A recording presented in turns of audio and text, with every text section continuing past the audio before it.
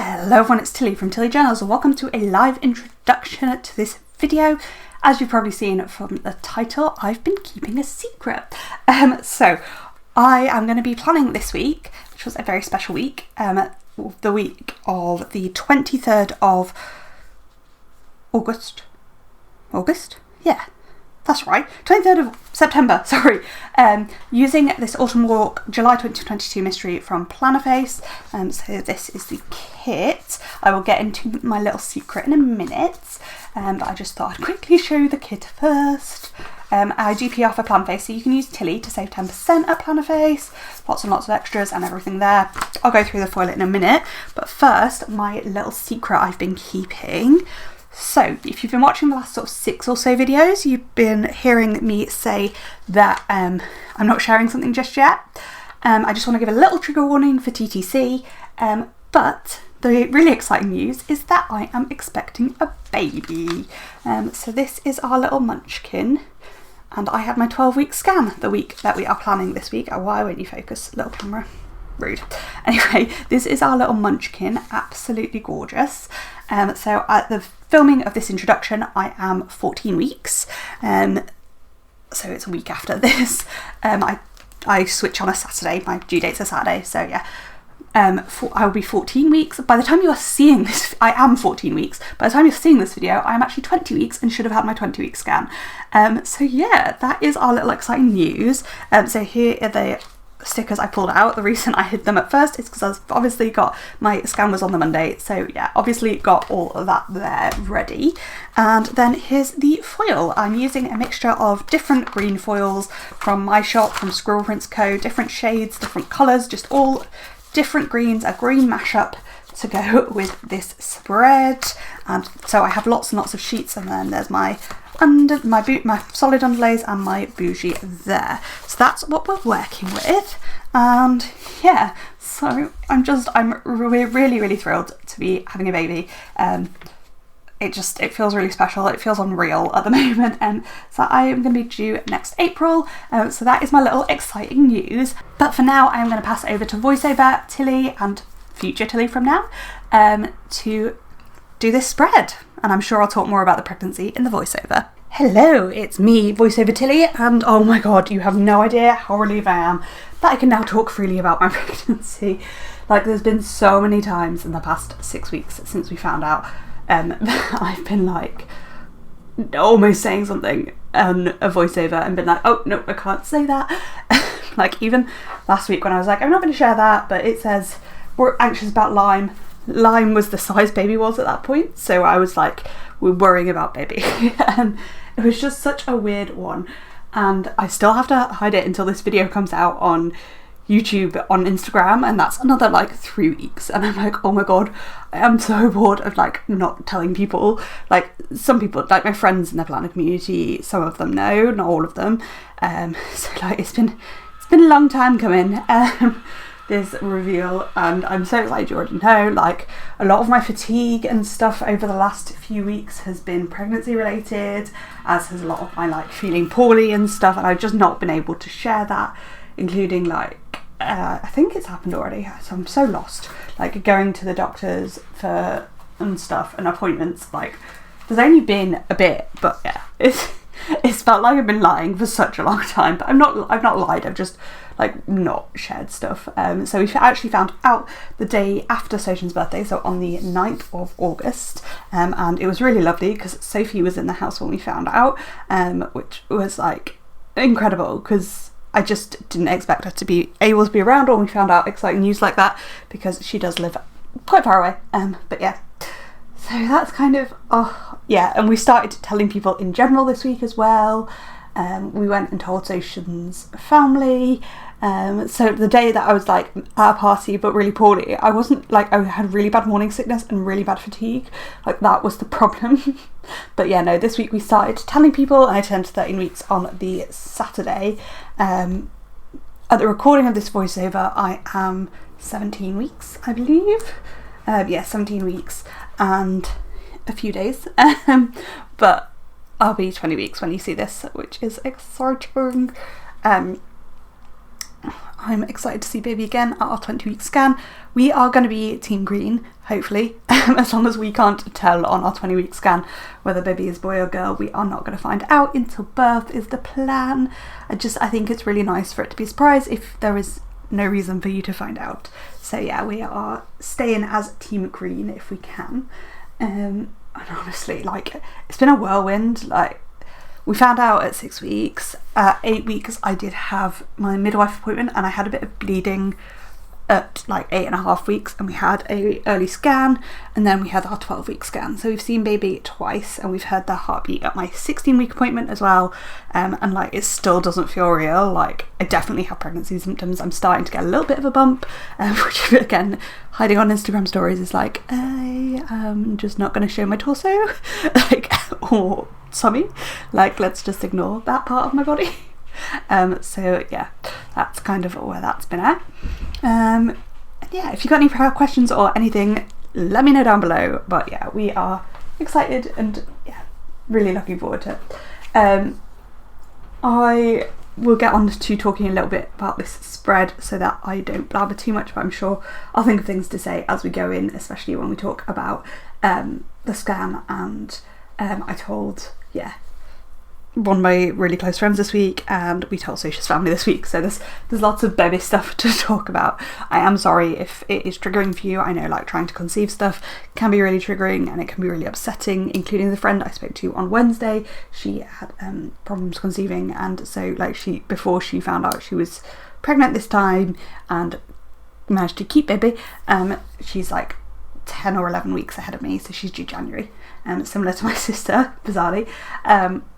So yeah, I understand that it might be triggering and you might need to avoid my videos for a while, and that's totally okay if you need to. I will try not to like be the only thing I talk about, but it is quite often the thing I want to talk about. So apologies, like, if you need to take a break, I totally get it. I'm not going to be offended, because I know that can be a triggering topic for some people. Anyway, moving on, let's talk about the 2 books that I read this week. The first is The Subtle Knife, which is more of the same, whatchamacallit, oh my god, why can't I think of words? Which is the His Dark Materials trilogy that I have been reading on and off, and it is like my comfort read / nighttime read, etc, etc. So I do listen to it quite a lot. So I've talked about the books before, but it's the middle book. I have nearly finished it again recently. So it's it's where we meet Will, and Lyra and Will meet as well. Honestly, really recommend the His Dark Materials trilogy. I can't say that enough. And the other book is a new 5-star read for me. It is a middle grade, and it's called Can You See Me? And it's by Rebecca Westcott and Libby Scott. So this is it's a book about a girl who's autistic called Tally. Libby Scott is an autistic kiddo, and she wrote part of the book with Rebecca Scott, so it has like own voices autism in it, and I love that. And I really, really enjoyed this, and I recommended it to Sophie, and she enjoyed it as well, I believe. I don't know if she enjoyed it as much as I did, but I absolutely loved this book. I gave it 5 stars. So, Tally is autistic, but she knows she's different from other people, but doesn't understand why they didn't see her as the person she is. Masking her autism is exhausting, but that's what Tally has to do as she starts secondary school and tries to find herself in a new school. But how can you find yourself when you're masking who you really are? Honestly, this might be one of my favourite reads of the year. I adored it. I sobbed through the last half or so. Like, I just really felt for Tally. And you can see why people around her respond in the way they do, but you can also see how that feels for her and how it is completely, like, unfair on this wonderful human that is Tally. And you really feel her overwhelm and autistic meltdowns and get what led to them. There is one character that I don't always understand his behaviours, obviously, but like most of the characters I can see why they're like cringing or like, oh, when Tally does something. But you can also see why Tally does what she does and why she says what she says. And I think it's a really great book for understanding autism, with parts written by an autistic kiddo. I'd really recommend it to anybody.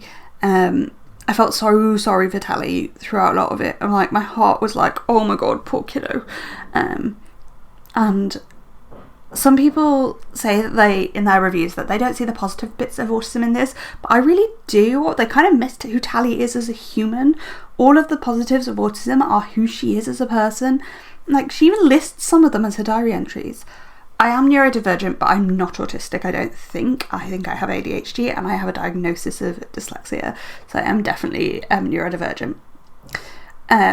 I think Tally's quite a relatable person anyway, or character anyway, but even if you don't relate to Tally, you can relate to the people around her and understand how the things that you don't see as negative could be portrayed as negative to somebody else. I really, really do love this and really recommend it. So yeah, if you want to read a middle grade book about autism or want to teach a kiddo about autism, I think this is probably a great book for it. Yeah, if you've read it, let me know down below, because honestly, really, really love this book. Okay, so let's get on to the week, because as I said, I've probably got plenty to talk about. So Monday was my scan, and it was in the middle afternoon. So in the morning I did some odd jobs, so just random bits and pieces. Then I had my planner call with my bestie, Sophie. It is our Monday tradition now. Then I was just kind of a bit frozen in waiting mode. Speaking of neurodivergence, if you don't get what waiting mode is, it's when you've got an appointment and you just can't do anything because you don't know, you're like waiting for the appointment, but you can't do anything else even though you know there's like hours to go, so you're just stuck in waiting mode. Then we drove to York, which I've marked in because it took forever, because traffic at that sort of time of day is pretty crappy. And then it was time for my 12-week scan. We were so nervous, like I was so nervous. I was really worried I'd had a miscarriage or something like that. And when she put ultrasound on Tommy and said I can see one fetus with a heartbeat, I just like relaxed and could enjoy the scan. And then we got to have a good look at Bubby and check everything was developing normally. They did the measurements for our screening and things, which I was very nervous about my screening. If you watched previous videos about my next door neighbour, you will understand why I was quite so nervous. But yeah, we got to see Bevy and they properly looked like a human. Like the last time we saw them at my 9-week scary scan they just looked literally like a kidney bean, and here they looked like a baby, and it was just, oh, honestly, my heart was so full. It's absolutely ridiculous. So I've just marked in after that it was an absolutely amazing day, because you know it was. Bubby, just getting to see Bubby is, yeah, I can't believe we only get to see her, as long as all goes according to plan, we only get to see them, I don't know why I'm saying her, them, one more time before they're born, which is terrifying. Like, we got a whole 20 weeks when we don't see them. Like, we'll be able to feel them move, but not see them. I actually I'm not convinced I felt baby move yet. It is first pregnancy for me, and people say that it can be up to sort of 22 weeks with first pregnancy until you find you're sure baby is moving, and at 24 weeks they should have a pattern. But anyway, this is all completely irrelevant. This is more up to date life stuff. Anyway, on the way home we got a McDonald's because we were like, let's treat ourselves with a little McDonald's. So then I did some designing of scripts and went for a walk. Then I read some of my book, Probably Can You See Me, but I've just marked in reading. And then watched some TV to finish the day. Probably Emily in Paris or Black Mirror, not quite sure. Oh no, sorry. Only Murders in the Building or Black Mirror, not quite sure which. On to Tuesday, I was at work and I was having a really bad day with morning sickness, nausea. I haven't actually been sick very much. I've just had a lot of nausea and a lot of food aversions. Like, I fancy something, I'll make it, or Soch will make me it, and then I'll be like, I really can't eat this. And it's so illogical. It's quite frustrating at times. And I feel really bad for Sochi because he will cook me something really delicious and I'll be like, I don't want this, after he spent ages cooking. So it's not ideal. Anyway, then I had a nap when I came home and I was just not feeling myself or very well at all. So I've just marked in feeling shitty. I then read some more of Can You See Me, went for a bit of a walk to get my steps in, and then watched some TV time. On to Wednesday, had a lazy start to the day, very lazy morning, just a slow start. And then I went for, I've written coffee with Kate, but neither of us had coffee. I had tea and I can't remember what she had. And I told her about our little munchkin, and as I've said, she's due in January, so we talked quite a lot about babies, and it's just so nice to have a friend and a sister who's going through similar thing to us. Like, they're obviously both ahead of us, but it's Kate's first baby as well, and yeah, so it's just lovely. Yeah. Then when I came back, I helped on the bathroom for a little bit. For those of you who have been, sorry, you're on watching for a while, we do tend to do some bathroom work on a Wednesday. My dad tends to come and help. It's actually a Tuesday when I'm recording this voiceover, and he is here to help today. But generally he comes on a Wednesday and I help when I can and when I've been up to it, because that's been the problem. I've not always felt up to it. Our bathroom also isn't very big and they've been doing lots of piping, which is not something I'm very good at, so I've kind of left them to it. Anyway, after that I did have a nap. This was my season of having a lot of naps. I was really struggling in a day if I didn't have a nap because I was so fatigued from pregnancy. It's a little bit better now, but it's still not great. Then I was just having a bit of time in my feelings. I think by this point, like, so when I first found out we were pregnant, it was like my mood just lifted instantly. And I think by this point it sort of settled in a little bit, and like my mood hasn't like completely dropped out or anything, but it's definitely not as good as it was when we first found out. But yeah. Then did some more reading, read some of Can You See Me, and then watched some Only Murders in the Building to finish out the day. On to Thursday. Thursday we were, as I was at work, it was a really, really busy day, and I actually ended up leaving work a bit late, which was really frustrating because we were having a games night with our neighbours. We did make the decision not to tell them at this games night for a couple of reasons. One, because of our next door neighbour's problem with their last pregnancy. We wanted to wait for our screening to come back before we told them, and B, because I knew there was a chance they'd need some time to process and like get used to the news. Yeah, I just didn't want to force them into it when we then had to force them tell them and then force them to spend some time with us when they didn't have time to process. So we waited until our screening was back and then told them when we didn't have plans to see them. Definitely had plans to see them. Anyway, at the games, it was also with our other neighbour. At the game night we played Sushi Go and Best Friends, and it was really lovely. It was a really nice day, so I just marked awesome day to finish off the day. That was a lot of the word day in one time. On to Friday, it was at work, it was really busy again, so I've just marked that in. I was absolutely exhausted, so we had a really lazy evening and just watched some TV. It's a very boring day. I think I probably finished work late as well. It's just, yeah, a lot. And we knew we needed the rest because the next day we were going across to Manchester, so I was really, really tired this day. And in fact, I had a lie in. Like, sleeping in is not something I normally do. At least not to the extent I was at this point. So anyway, we drove across to my in-laws, my mother-in-law's house, and my father-in-law came round as well. Unfortunately, my brother-in-law was away on holiday, so his mum told him on the phone when she spoke to him. So yeah, had the drive and went to my in-laws. We told them about Bubba. And yeah, that was really nice. Like, it was so lovely to tell them, and particularly my mother-in-law reacted really, really well. And like, it feels so special because for those of you who have been around for a long time, my mother-in-law wasn't sure about me at first because I am white British basically, and she had always seen her son marry another Indian, really. So yeah, but she now really, really likes me, and like, she was clearly so thrilled. She was like, I want pictures of baby as soon as I can, and I want pictures, update us and everything. And it was so nice. But we were also bonding before that. Like, she was telling me some of her life stuff, and honestly I feel like the relationship we have developed over the many years me and Soja have been together is really special to me, and it's really important. So yeah, it was lovely for that reason.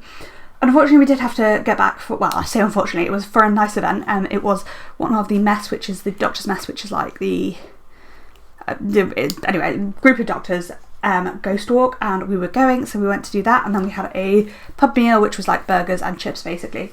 On to Sunday, we did have a lie-in, then I was doing laundry on and off all day, did some reading, filmed a plan with me, did odd jobs, did some memory planning on my own, and watched Only Murders in the Building to finish out the day. That was a much more boring day. Sorry I rushed over Sunday a little bit there, but I now haven't got much of this video left. So there is the finished spread, and here are my leftovers. It was a really special week. I love that I used this kit, and I love that I used green foil to represent Team Green. And yeah, I'm really excited and really thrilled for what is to come for us. And yeah, life is super exciting at the moment. So comment, like down below, all that kind of jazz. Had you guessed my secret? I'm sure some of you have. But yeah, thank you for watching, comment, like down below, all that kind of jazz. Here is a gorgeous, gorgeous foil wiggle. I am obsessed with this spread, and I will see you in the next video. Thanks for watching. Bye!